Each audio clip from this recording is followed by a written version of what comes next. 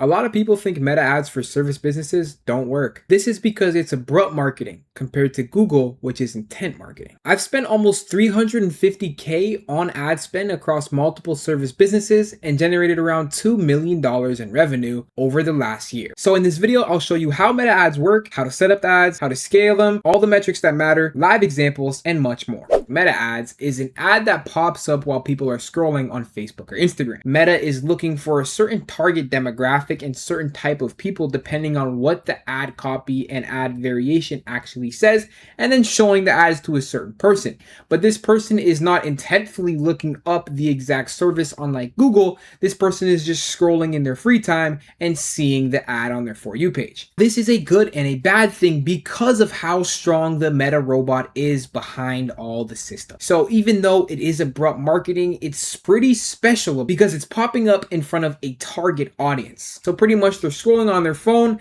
they see the ad, and then they click get quote or learn more or whatever option you have, and they sign up on the ad.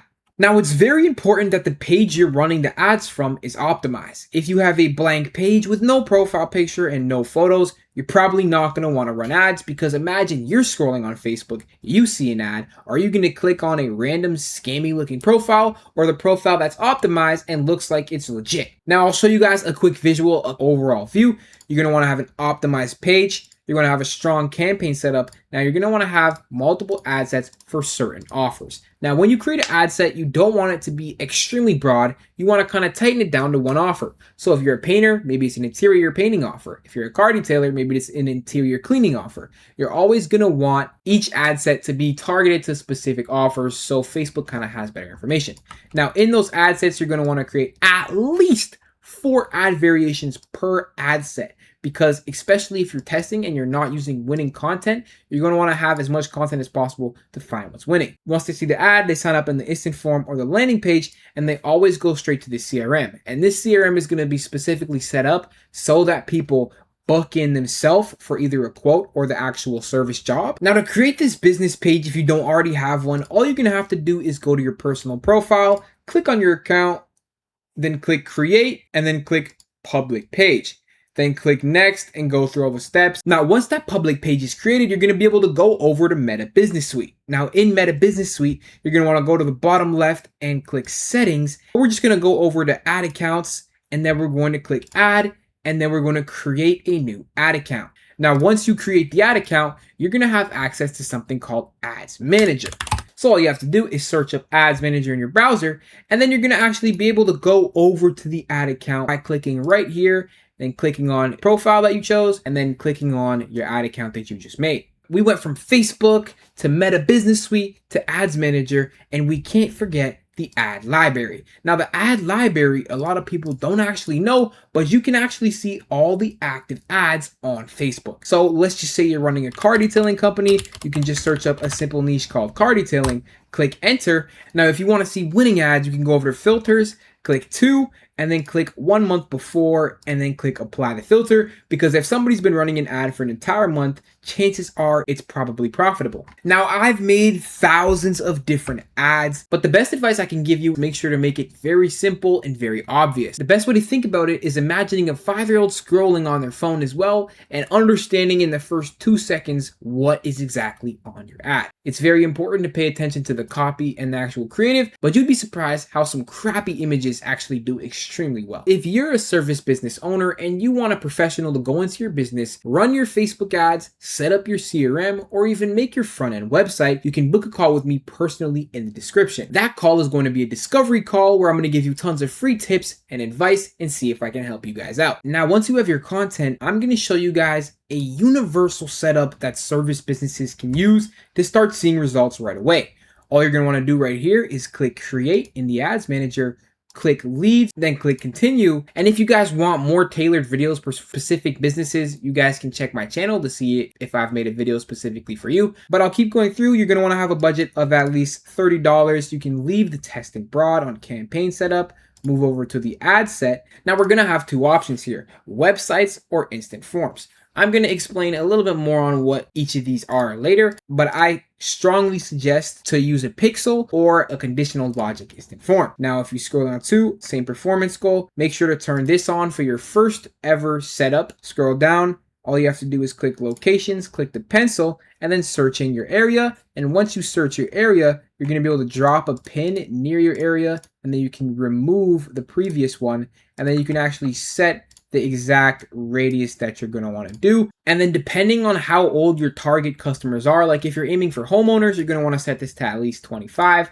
And then you can save the audience and name it. And then we can scroll down a little bit here. Now for the account controls, you're going to want to click edit placement controls, turn this on, and then turn all this off and save changes. Now for the ads level, you want to make sure the Facebook page is connected and the Instagram page. Scroll down and then select the content that you created. Now you're going to want to turn this setting on and then make pretty decent copy the primary text, the headline and description, resembling exactly what's in the ad, your offer, your area, and try to target different things in the multiple different options. And then for the website, you're going to want to have your contact page URL. Do not send them to the basic website link. Send them to the contact page. Display link, you can do the same. And then for the instant form, I'm going to show you more on that later. And you can add multiple call to actions. The best one would be get quote, learn more, see details. Now that setup was pretty basic, not really advanced at all. In the ad set level, when we talked about website and instant forms, this is where things get a little bit advanced. Now for instant forms, you can come over to the ad level, go to the bottom, and then you can click edit this form,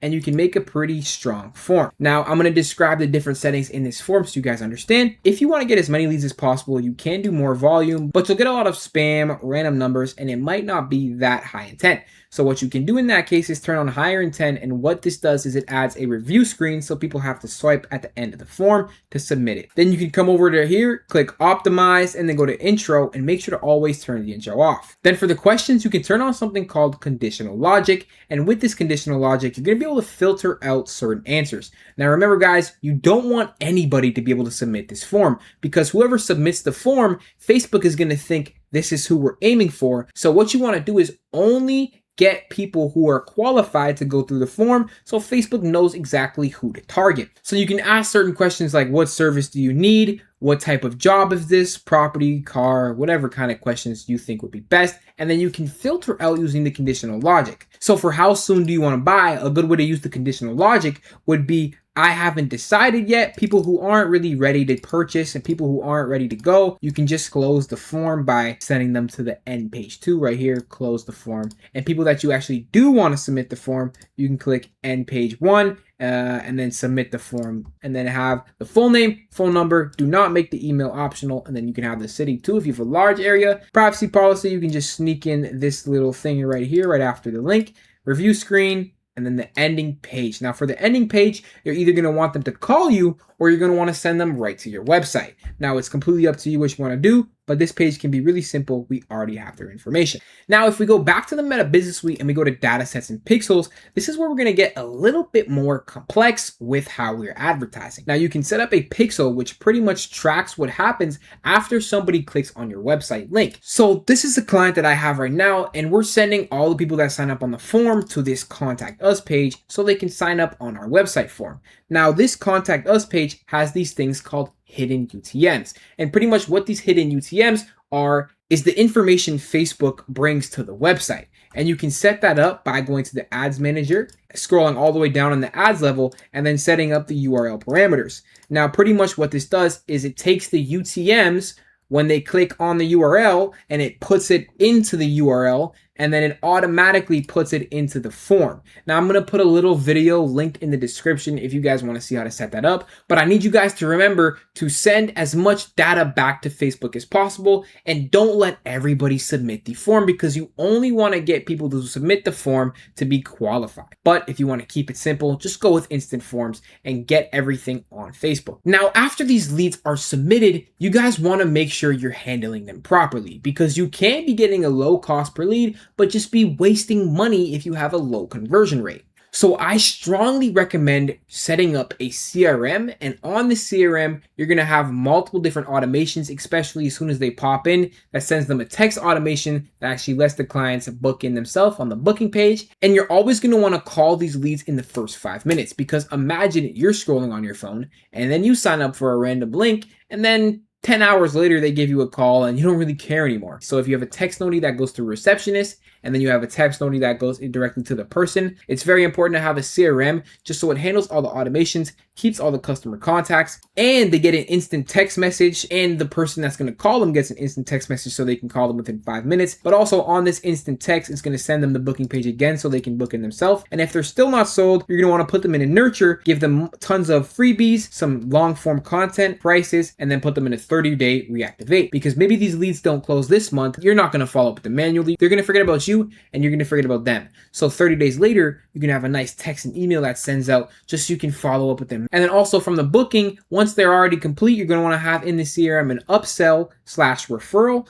and then a review. You're going to want to make sure to always get all your reviews, get all your referrals, and always try to upsell them on more things. Now we're going to jump into the metrics that matter. On the ads manager, you can click right here and then you can click customize columns. And then we're going to select the metrics that are most important. Now, all of these metrics that I'm going to show you are what matters the most. So obviously the results are getting very important, and the cost per result is also very important, but don't be afraid if you have a high cost per result if you're getting those quality leads you're looking for. Now the budget, it's going to pop up right here as well. Amount spent, all pretty obvious. Now the impressions. Now pretty much how impressions work is as soon as somebody's on Facebook or Instagram and they see your ad, that counts as an impression. CTR, link click-through rate. Pretty much how this works is it's the percent of people that are clicking on the link. So if your percentage is at 2%, that means 2 out of 100 people actually clicked on the link from the ad view. Now the cost per click, it's $1.43. Now pretty much that means the amount of money you're spending per person that clicks onto your ad. And then frequency pretty much just means how many times people are seeing your ad. 2.82, that means the person scrolling may have seen the ad 3 times. But if you're a little bit more advanced, you may have never been taught how to scale.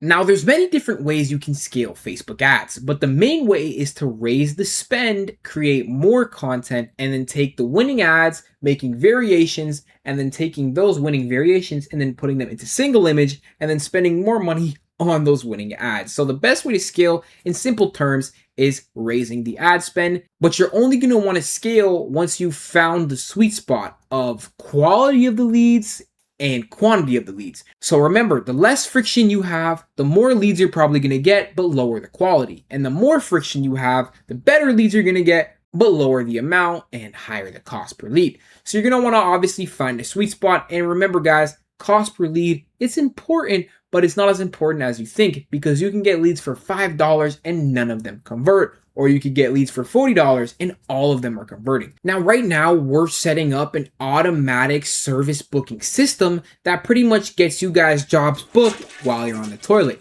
So if you're kind of interested in that offer, go ahead and click the link in the bio where me and you can jump on a call, deeply review your business, give you tons of free tips and advice, and see if I can help you out.